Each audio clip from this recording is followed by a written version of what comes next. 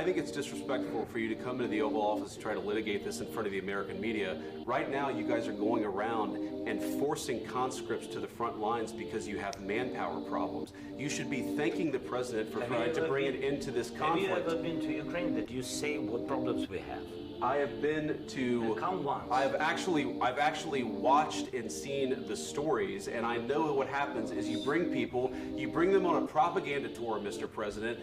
Do you disagree that you've had problems bringing people into your military? And do you think that it's respectful to come to the Oval Office of the United States of America and attack the administration that is trying to prevent the destruction of your country?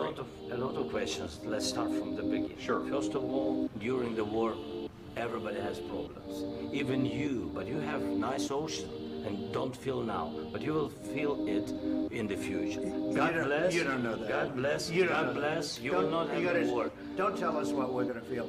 We're trying to solve a problem. Don't tell us what we're going to feel. I'm not telling you. Because you're in no position to dictate that. That's Remember exactly what this. you're doing. You're in no position to dictate what we're going to feel. We're going to feel very good. You will feel influence. We're going to feel very good and very strong. You will feel influence. You're right now not in a very good position. You've allowed yourself to be in a very bad position, and he happens to be right about it. From the very beginning of the war. You're not in a good position. You don't have the cards right now. With us, you start having cards. Right now, you don't. You're playing cards. You're playing cards. You're gambling with the lives of millions of people. You're gambling with World War III. You're gambling with World War III. And what you're doing is very disrespectful to the country, this country.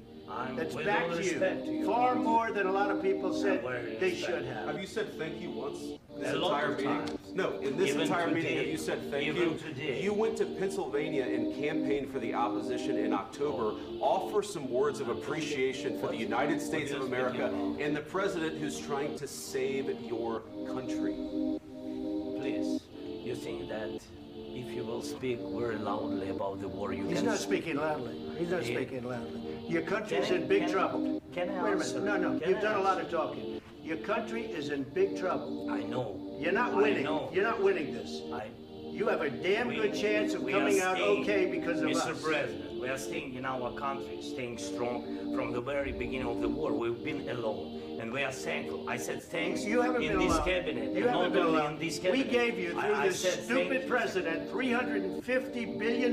You voted we gave for you your military president. equipment, You and your voted men for are your brave, president. but they had to use our military. What about If you didn't have You our invited military me. equipment, You invited if me you to didn't speak. have our military equipment, this war would have been over in 2 weeks. In 3 okay? days, I heard it from Putin. In 3 days, this is something Maybe new. less. In 2 weeks, of course, yes. It's going to be a very hard thing to do business like this. I And tell you. just say thank you. I said a lot of times to American people. Except that there are disagreements, and let's go litigate those disagreements rather than trying to fight it out in the American media when you're wrong.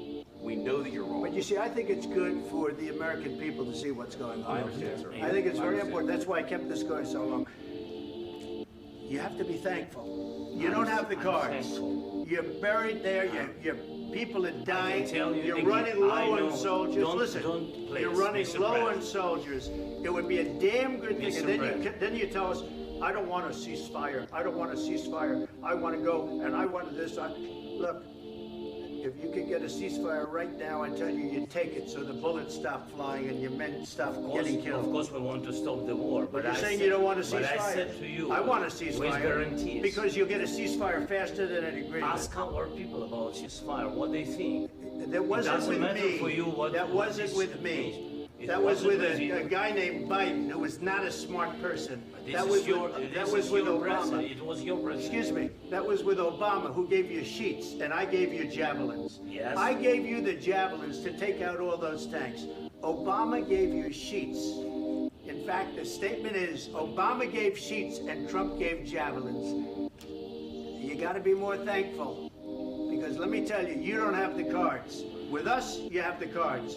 But without us, you don't have any cards. One more question, Mr. Vice President. Sorry. It's going to be a tough deal to make. Because the attitudes have to change. What if Russia breaks ceasefire? What if Russia breaks these talks? What do we do then? I understand that it's a conversation right What are you now. saying? She's asking, what if Russia breaks the ceasefire? What if anything? What if the bomb drops on your head right now? Okay? What if they broke it? I don't know. They broke it with Biden because Biden, they didn't respect him. They didn't respect Obama.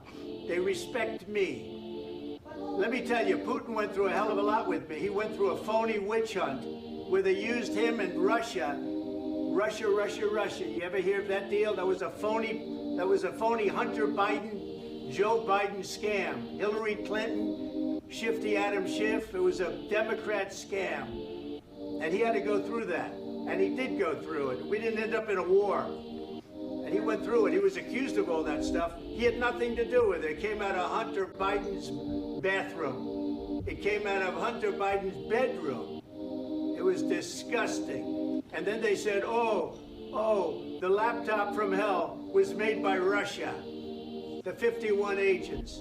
The whole thing was a scam. And he had to put up with that. He was being accused of all that stuff. All I can say is this. He might have broken deals with Obama and Bush, and he might have broken them with Biden. He did, maybe. Maybe he didn't. I don't know what happened. But he didn't break them with me. He wants to make a deal. I don't know if you can make a deal. The problem is, I've empowered you to be a tough guy. And I don't think you'd be a tough guy without the United States. And your people are very brave. But you're either going to make a deal or we're out. And if we're out, you'll fight it out. I don't think it's going to be pretty, but you'll fight it out. But you don't have the cards. But once we sign that deal, you're in a much better position. But you're not acting at all thankful. And that's not a nice thing. I'll be honest, that's not a nice thing. All right, I think we've seen enough. What do you think? This is going to be great television, I will say that.